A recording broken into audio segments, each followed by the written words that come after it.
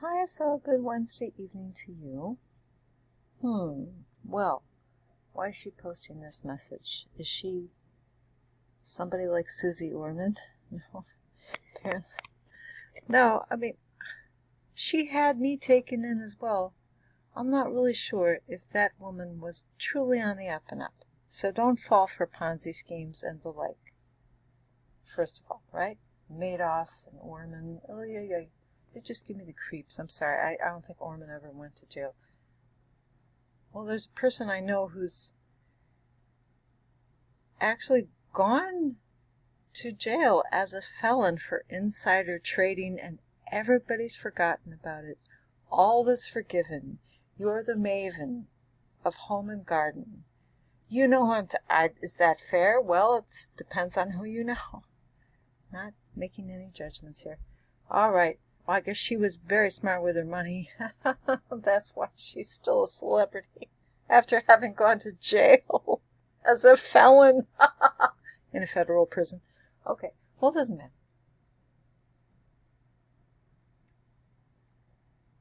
Yes, I do have an MBA.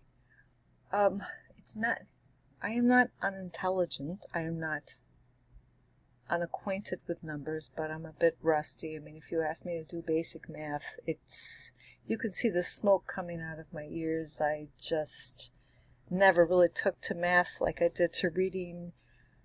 I'm good with reading sometimes and puzzling words sometimes. I'm pretty quick.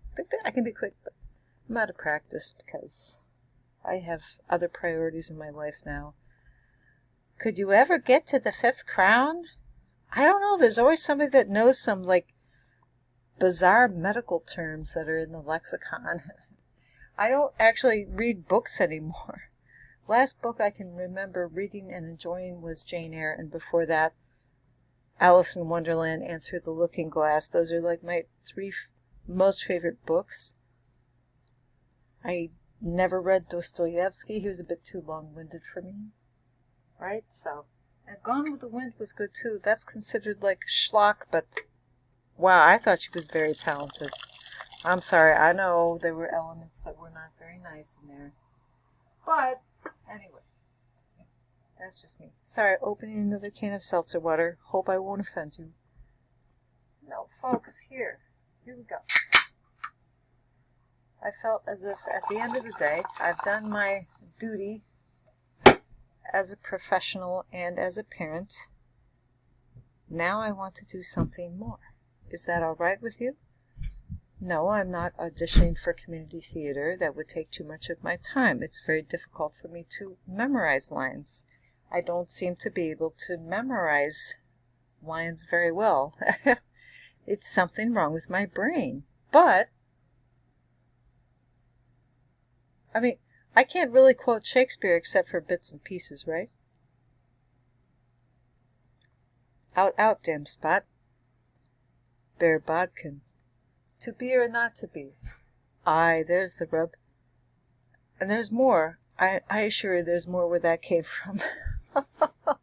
Well, that's not funny. Anyway, yeah, I'm not I do have a disability.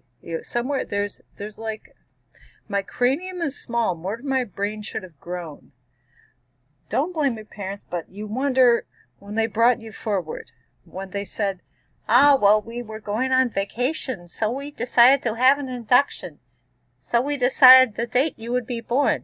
I mean, that's fine if you have herpes or something, but, it's I'm a terrible person, aren't I? It's like you robbed me of at least a third of my brain cells. I could have been brilliant. Well, nobody thinks that. You haven't proven that. I know. I could have been taller.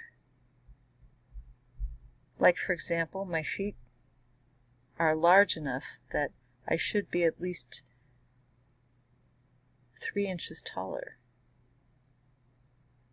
I think that the induction really did me in some respects. I'm speaking haltingly because I have to think about what I'm saying. I can be very fast sometimes. It's just like when I type, I can be really fast and then I'm like, it's very hard to get certain letters for me. That speaks to me of brain damage, some sort of damage done in utero, or when I was coming out of the utero, you know. So,